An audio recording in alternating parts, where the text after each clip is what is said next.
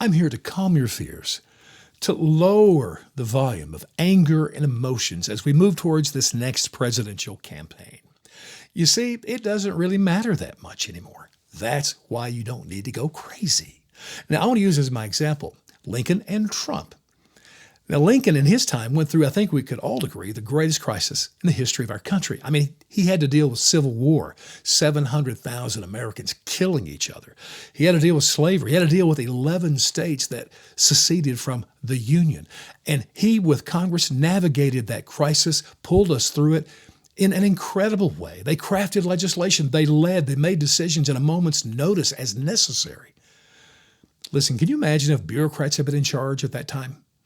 We wouldn't even be a country today. But they weren't. That's when a presidential election truly mattered. It doesn't today because the bureaucrats are in control. I call it the big BM, bureaucratic management. Listen, Lincoln had like an attorney general. Actually, he only had 6 cabinet members. Now Biden, Trump, 30 or more. The attorney general for Lincoln had like a small staff of people that supported his work. Today, Merrick Garland has an entire building, the Department of Justice, 114,000 employees, and don't you know most of them are lawyers? What an incredible bureaucratic poop show that has to be. And there is no president that's going to change that one iota, and that's my point. And let's look at Donald Trump, at how he was treated. The first impeachment, he had a personal phone call with President Zelensky of Ukraine, of all people. He told him, hey, would you mind reopening that corruption investigation on Hunter Biden because his dad, as vice president, had shut it down.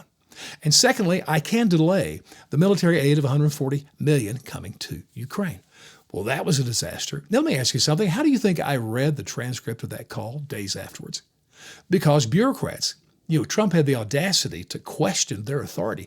They burn him to the ground. They're leakers, whistleblowers, and now all of us knew that conversation. They led Congress to literally impeach him because, you see, they are the power in Washington. And you have to admit, if there's one president who really gave the middle finger to bureaucracy and establishment in Washington, it was Trump. But he did not drain the swamp at all. It just grew bigger under him and past him.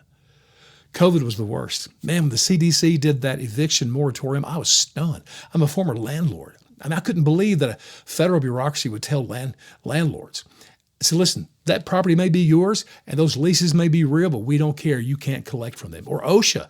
They were the ones who enforced the vaccine mandate among employers. Can you imagine employers having to submit and fire employees because they would not be vaccinated? The NIH closed the schools. The FDA closed hundreds or made it illegal for hundreds of thousands of private labs to do COVID testing when we wanted it so desperately.